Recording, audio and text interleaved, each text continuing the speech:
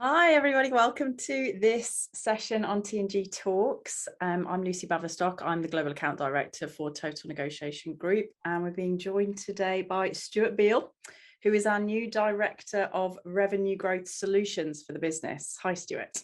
Hello, how are you? I'm good, how are you? Very good, thank you very much. Thanks for your time today. My pleasure.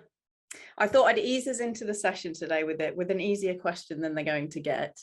But tell me, Stuart, what is your favourite chocolate? I blame my mother. I have a very sweet tooth. Me and I too. have to say, yeah, I'm addicted to the stuff, but I would probably say Lindt plain chocolate, because apparently antioxidants and stuff, they're healthy-ish, but it has to be 70% chocolate. I'm very particular about that. Lindt. So, Somebody's but doing yeah, well. as soon as there you are, only on deal. As soon as it comes into the house, it's kind of gone. So I find my wife actually does tend to hide it because my consumption habits are somewhat out of control. But anyway, that's a story. Wonderful. Okay, well, let's get into some RGM topics, shall we? So RGM, revenue growth management. The first question I have for you today, Stu. So where did you hone your commercial and specifically your RGM skills? Tell us where you learned these trade secrets. Trade secrets. I'm not sure about trade secrets, but I guess how I got into RGM, I started off in sales. I did about sort of 10 years in sales, working up the sort of ladder in terms of progression, which I really enjoyed. But I was kind of curious. And that word, I guess, sort of is throughout my career. Really, I've always been curious as to how things work and wanting to get involved. So in sales, of course, your main role is to sort of manage the customer and execute a plan. And I was curious as to why and how we've got these plans and how they came to sort of be. So as my career progressed, I sort of moved into more sort of central roles. So first off into channel marketing, category, commercial planning, business development. And then found myself sort of gravitating towards RGM. It seems a good place to be where you have some breadth. And I felt that, moving into RGM would give me just more perspectives on, how you can help write a strategy, think about the planning of that, and also critically, how we're going to execute this. So RGM is something that felt like a really sensible career move to put myself in a really sort of, at the heart of the commercial organization to sort of help write and work with others as to, where to play and how to win effectively. I moved into RGM probably about just over 10 years ago now. My first experience of it was working in a out and out RGM role was at Coca-Cola, which was really, really good fun. And I've been in RGM ever since then. At Carlsberg, I sort of worked to set that up for the UK team and work the global team on how the RGM sort of playbook, if you like, was developing, and then obviously been doing that pretty much ever since, really.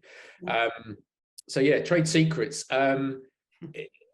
People find their way into RGM, I think, from a number of different routes. It's not like, I guess, brands where you come in as a brand exec and end up as a marketing director, hopefully.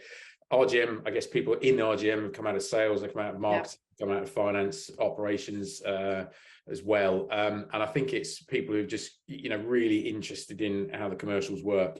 But there isn't an obvious kind of career path. And that's what I like about it, because you get a variety of people with different backgrounds in it. And me having had that breadth across a number of different, parts of the sales and marketing spectrum, certainly has helped me in RGM sort of think about things from what does that mean for supply chain? What does that mean in terms of how we take it to the customer? What does that mean from a brand point of view? And so on. So that sort of, ability to look around the subject, as well as get buried in spreadsheets, obviously. It's has been very helpful. Yeah, I definitely can see that in my background when I've been in sales roles previously, dealing with somebody in that function that has been there and has done it. I've always found that helps, and I've respected them for it. Yeah. I think, like most jobs, if you can kind of, put yourself next to the person rather than opposite them to sort of understand, well, where are the challenges for you, and do that, again and again and again. You're going to learn something every time, whatever job you're doing, not just RGM, obviously. But I think that, I think commercial teams are networks. I mean, a lot of companies are, we have functions and teams and silos, but really, any organization is an entity and it's a network of connections. And I think RGM particularly benefits if it operates as part of a network rather than in sequence. So definitely, you know, working very closely with colleagues in sales roles and others is very helpful to be effective in an RGM role. Yeah, great, thank you. Okay, question number 2. Ooh. If you could give us one piece of RGM advice, what would it be? RGM advice. I would say being proactive. In RGM, I've seen people in RGM, and it's felt like this to me sometimes, where you're on the receiving end of a lot of things that need to do, price increases being one that probably most people in RGM could relate to right now, which is, we have some problems, can you help us fix it? So you're in kind of react mode. I think RGM definitely has a lot to do in that area of operational solutions and doing that here now for the financial year we're in. But I think being proactive and getting out into the business, and that word curious comes into it as well. Go and find out what's happening in the business in other functions and understand how some of the RGM levers can weave into some of those areas, and think ahead. You know, so what should we be doing in a 3 to 5 year horizon? How does my thinking sort of align into the overall business strategy? What can RGM offer to help develop those solutions, or even, you know, positively challenge them if, you know, there's a disconnect between a vision statement potentially and a commercial plan or the market reality?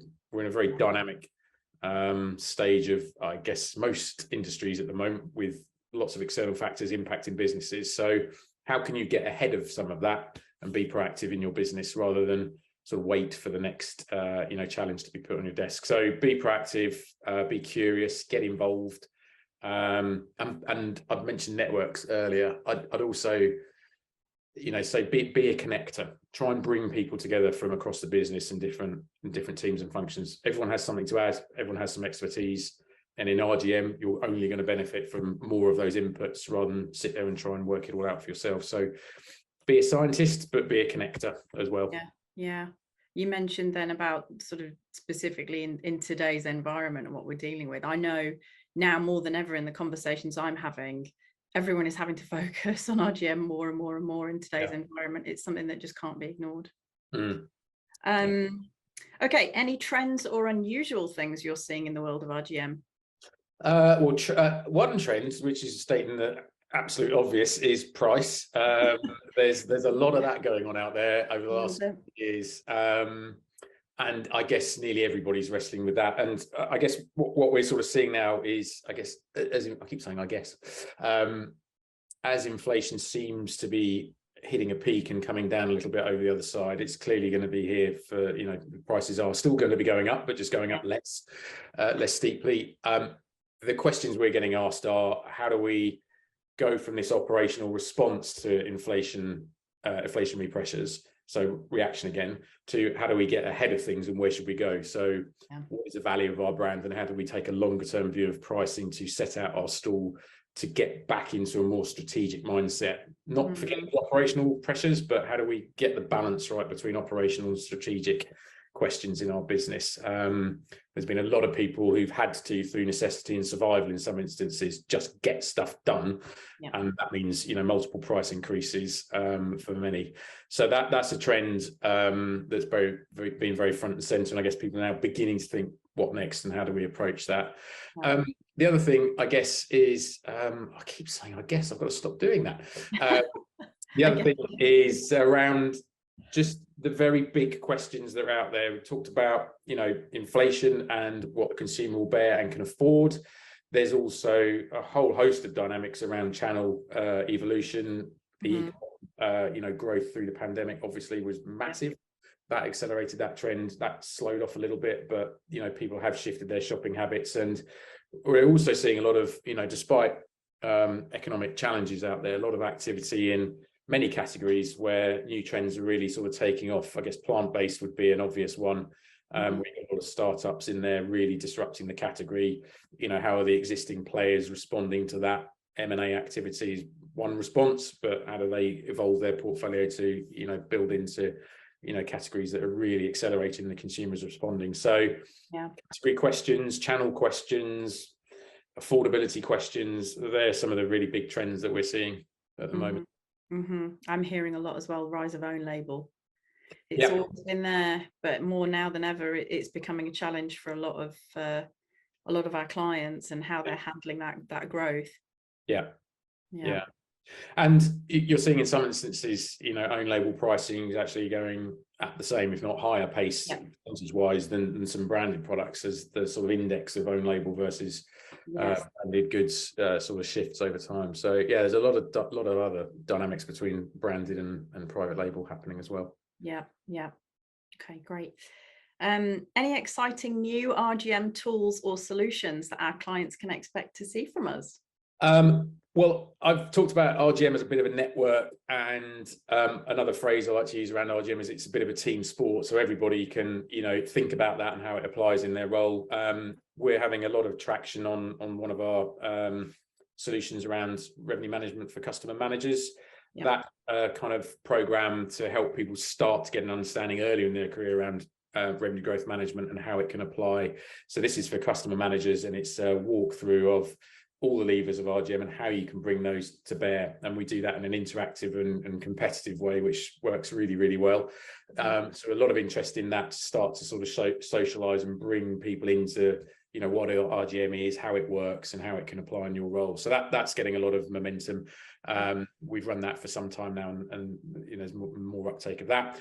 And then working on our advisory solutions at the moment. Price I've mentioned, so strategic pricing is coming through right now, and trade terms is something else we're focusing on at the moment. Obviously very adjacent to a straight up price increase conversation, but how do you go from your list price to your net price, and how do you put some consistency and frameworks around that means that you and your customers are working in partnership for the classic win-win situation, and focusing both on growth. So a lot of work happening on that, and a lot of interest across our client base on how to evolve, either set up or evolve trade terms to be fit for purpose. Things going on at the moment. You mentioned there, Stuart, about one of our existing workshops, which is RGM for customer managers, and I think a key thing to note on that, as this is especially feedback that I get a lot from our clients and that the delegates give us as well, is that the key part of that is the for customer managers, because a lot of companies look at RGM in quite an internal way, and actually it makes it quite hard then for the sales teams to go and land a lot of those messages externally, because they might not be married up with the needs of our customers. And I think the key thing that we constantly get positive feedback on this course is that the whole course is shaped around getting that embedded with the customer and not just making it work for the company that you're working for. Spot on. It's the triple win, isn't it? There's the consumer in this, there's the customer, and of course there's supplier. And if you're too focused just on what you want out of it as a supplier, then you're going to be missing a trick, and your customer's going to respond against that. And going back to price increases, I think a lot of companies have obviously looked at their P&L and the cost pressure they're under and sort of added that on. It's been a fairly mechanistic approach to price. Our price is by X. That means this needs to go up, and here's the new RRP. Yes, there's elasticity studies and all that good stuff, but I think there's very much an internal mindset to that. We've got to have to do this. Now that's a fairly broad statement, and a lot of companies are spending a lot of time on thinking about the customer, thinking about the shopper, but getting people to start thinking about that sort of triple win early into what is RGM, how does it work, how do I do that as a customer manager, is really, really helpful for later on in their careers, to kind of always have those three entities in mind as they think about how they're going to communicate, how to sell the benefits, and look to land an outcome that works for all three. So really important point. And actually, that's a nice segue into the next question that I've got for you, which is, what are the differences between what TNG offer versus our competitors in this area? I think one of the things, and one of the reasons why I joined TNG, I think, is the people in the business have all been in commercial roles across a wide number of industries, wide range of sectors. So the kind of collective experience of the team is really quite impressive. And as you mentioned earlier, that means there's an empathy and an understanding of being on the other side of the desk and having to deal with some of those problems. So a lot of our experience is coming from having been there and understood the challenges and the pressures of doing it. And I think that's not to do down career consultants. I think, you know, that's a fantastic career pathway, and the value that they can bring organizations is immense. But I think what sets us apart and our point of difference is that we are all, you know, commercial people at heart, and we have learned in that hot seat, if you like, and that's what we're sort of bringing to bear as a different dimension, or an added dimension to, you know, the way a consultancy normally works. So I think that's a point of difference. I think also where I think we set ourselves a little bit apart is we really listen. You know, the solutions that we want to bring are not cookie cutter. It's around your situation, your category, your client base, your channel dynamics, and how we can help you work through that to get to a better commercial outcome. So very much listening and tailoring our response so that you get what you need when you need it, at the pace that is right for you as well, rather than us driving it through that is us believing this is the right way to do it. You know, we'll do that in partnership with you. And I think the mentality of TNG is a couple of other things really. One is around being practical and challenging. So again, there's a lot of theory, and how you turn that into practice is great, but we will be thinking about the practicalities of this. How are we going to get you to embed this in your business? How can we work with you and support you to embed that, so that you leave, you know, we leave an engagement with you feeling better in terms of how you can operate in the future. Without us, we help you embed that capability for the long-term benefit, not just a project with a set of recommendations and outcomes that you then kind of scratch your head to think, how do I do that again internally without these guys? So being practical about that, how to embed stuff, how to, you know, grow capability right across the organization, are some of the things that I think set TNG a little bit apart from some of our peers. Yeah, I agree with you on that. And I think another thing that I've noticed since I've started working for the business as well, I mean, in past lives, I've worked with various different agencies that might do training on certain aspects of sales roles. But I think the one thing that we do really well is that holistic approach. So, you know, we can look at everything from channel strategies through to RGM, through to strategic customer account planning, through to selling, through to negotiation. It's that complete commercial conversation that we help with. And not only do we do that from a training and a capability point of view, but then we also do it from a consultation point of view as well. And I think that flexible, tailored approach that you've talked about is absolutely what sets us apart from our competitors. And I think we are quite a nice bunch of approachable people. Everybody I've met, and I've been in the business for a long time, and everybody that I've met, I still learn from, and I still enjoy their company, and I don't find them patronizing. I find them wholly engaging. Every day is still a school day for me in this company. Yeah. I'm absolutely loving it. Yeah, and I agree with that. And I think so, you know, with the client base that TNG has, which is very broad, you know, in terms of industries and also geography, you know, I'm learning stuff as well. So I don't think anyone's the finished article, wherever you are in your career and in life in general. So, I mean, being open-minded and, you know, receptive to learning new things and having your own thinking challenged, I think is it just adds another tiny layer with every interaction. So it's a really invigorating place to be, both within the company, but also the clients and the people we're working with externally. Yeah, I agree. Okay. What is the biggest challenge you're facing in your role on your projects right now, and how are you tackling them?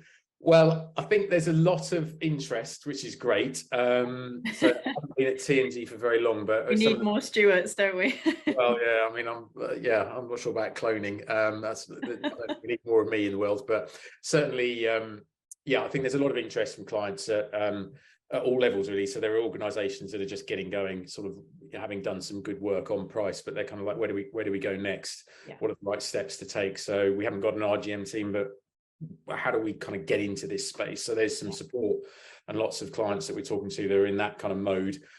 Then there's a kind of next sort of step on, if you like, I guess, where clients may have an RGM team, a small, you know, amount of heads that are just getting that going. They've done some good work. And again, it's more like, what's the roadmap look like? So we've got the resources, we've got the senior sponsorship. We may be doing this in a few markets, but how do we get some frameworks and consistency in how we do this so that, you know, long term, we're all on the right path and moving in the same direction, which is where the advisory stuff sort of comes in. Particularly, we sort of break the offer down into a series of modules. So, you've got pricing, you've got pack price architecture, promotions strategy, trade terms and mix. Now we can start wherever you wish, wherever your priorities are in that, but clearly they're all interrelated. So we kind of work with clients as to what's the next logical step with you, rather than kind of going, you must start here and work through it in a sequential order. That's great. Yeah, and that's generating a lot of interest. And then clients sort of got, they're very developed in RGM. They've got global and local teams. They've got data and analytics. They've really far down the kind of evolutionary road, if you like. Some of the questions we're getting around there are around how do we, and I mentioned scientists and connectors at the beginning of this, how do we help the RGM team get better impact and influence more broadly across the business? So that's not about technical skills. These are people who have real RGM expertise, but it's more about how to embed them in the broader business routines, the decision making, helping to influence and shape strategy, rather than be on the receiving end, or sort of working in a corner somewhere in the building that is seen as very valuable but is struggling to kind of break out. So that's less about, as I say, technical skill. It's more about impact, embedding, and kind of socializing RGM to a broader audience at various levels of the organization to really make the most of the technical skills those people have. And making sure that's getting passed on, right? Making sure that this message is going through the organization and landing where it needs to land. Yeah, exactly that.